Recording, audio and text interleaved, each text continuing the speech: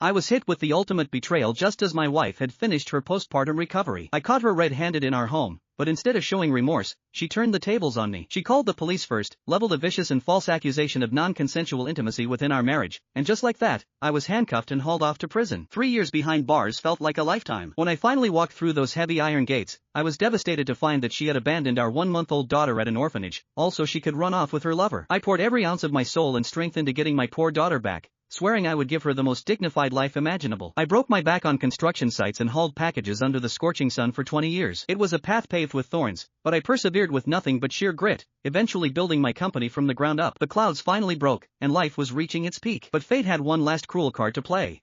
On the very eve of our company's IPO, a targeted attack crippled our core business. Overnight, my entire world collapsed. I was buried under an $80 million debt, 20 years of blood, sweat, and tears vanished in the blink of an eye. I gathered what was left of my strength to get my daughter's travel visa ready. I transferred every last cent I had left to her, my mind made up. Once I saw her safely on that plane to a new life, I intended to step off the ledge of this high rise and end the struggle. But as I stood on the windowsill, ready to let go of a life that felt like a failure, the door burst open. Standing right behind my daughter was a figure I would despise until my last breath, my ex-wife, who had long since vanished. "Marta, why are you back?" I gripped the window frame, trying to steady my shaking body as my blood ran cold. She was supposed to be halfway to Australia by now. I had watched her go through security myself. I saw her walk toward the gate without once looking back. According to my plan, by the time she landed, I would have been a cold memory.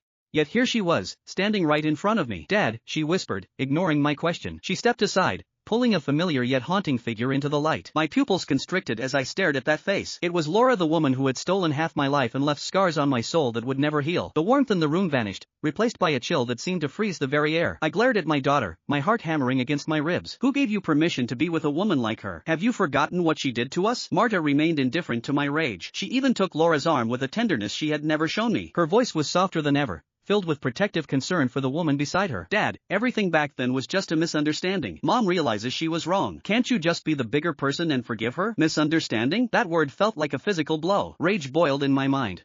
This woman had stepped out on me while she was still recovering from childbirth. The image of catching them together was still burned into my brain. She had maliciously framed me, letting me rot in a cell for 3 years and branding me with a reputation that made it impossible to hold my head up. Even after I was released, I found she had drained our accounts and left our infant daughter to fend for herself in an orphanage. And now, my own daughter, the one I had raised with every bit of love I had for 20 years, was dismissively calling those tragedies a misunderstanding. I looked at her, a cold shiver crawling up from the depths of my heart. This girl was a complete stranger to me. "Marta," I said, fighting to keep my voice steady, "you were in a cradle back then. You don't know the reality of what happened. That woman is a cold-hearted manipulator. She was even willing to abandon her own flesh and blood. She doesn't deserve the title of mother. She is